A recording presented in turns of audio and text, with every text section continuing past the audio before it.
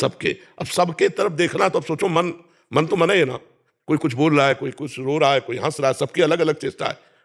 और नहा के एकदम मन होता है शांत बैठ जाऊं, लेकिन उसमें मुझे सुख मिलता और इसमें हजारों लाखों लोगों को सुख मिलता है। तो भगवान ने मुझे लाखों लोगों के सुख के लिए उतारा। भगे थे 2-4 परिवार के लोग होंगे, और इस समय लाखों की संख्या में परिवार है। परिवार के तो है सब, संत महात्मा भगत जगत सब, कितना भीड़ भाड़, तो मुझे आना पड़ा ना। इसका मतलब है तुम जहां हो, जितने लोग तुम्हारे अंडर में हैं, उनको सुख देने की भावना से भगवान का भजन करते हुए अपनी आसक्ति ना रखो। जैसे हम आपको बहुत प्यार करते हैं, लेकिन हमारी आसक्ति आपसे बिल्कुल नहीं। तो बोले फिर प्यार कैसा? हम भगवत भाव से प्यार करते हैं। मेरे भगवान इस रूप में आए, मेरे से बात कर रहे हैं, इनको सुख पहुंचे, मैं ऐसा प्रयास करूं। ऐसे आप परिवार को करो। कहां भाग के जाओगे?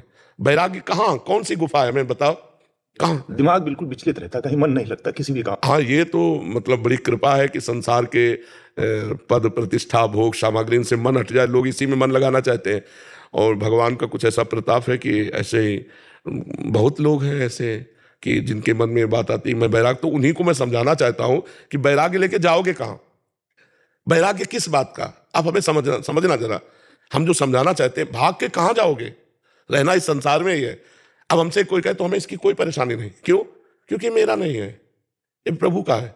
मुझे सेवा दी, यहां थोड़ी देर बैठ करके एकांतिक किया, चले गए। हमें सेवा दी, सबसे मिले, चले गए। हमारा कोई नहीं संसार में, और सब कोई हमारा है। बस इस भाव से अगर घर में रहो तो तुम एक सन्यासी ही हो।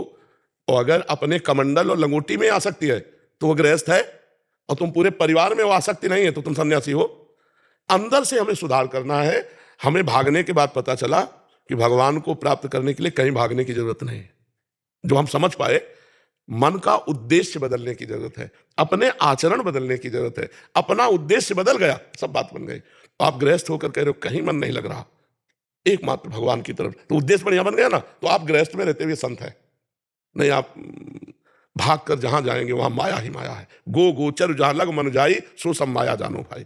कहीं भागने की जरूरत नहीं, बस अपने आप को बदलने की जरूरत है। अब लालच और स्वार्थ कुछ भी नहीं मतलब। हाँ, ये तो सत्संग का प्रभाव है। सत्संग, अब जैसे परिवार है, अब परिवार से अलग निकलना, फिर उस कर्तव्य का कौन पालन करेगा, तो बड़ी समस्या है। अब जैसे हम निकले, हमारा कोई कर्तव्य नहीं था। 3 भाई थे, एक बड़े थे, एक छोटे थे, बीच वाले थे, हमने खसक लिया। बचपन से कोई हमारा कोई संबंध किसी से नहीं था। 11 वर्ष की अवस्था थी, कोई कर्तव्य नहीं था। जो कर्तव्य थे वो करने वाले थे, इसलिए निकल गए। नहीं, अगर माता पिता की सेवा करना हो या कोई कर्तव्य, मान लो ब्याह कर लिया है, पुत्र है, पत्नी, अब भागना उचित नहीं। अब वहीं बैठ करके भजन करते हुए भगवान की प्राप्ति करो। गृहस्थ धर्म से भी भगवत प्राप्ति होती है। तो आपका क्या मतलब गृहस्थी में कितना रोल रह गया है तो आप देखोगे ना। तो उसका पालन पोषण करना आपका कर्तव्य है।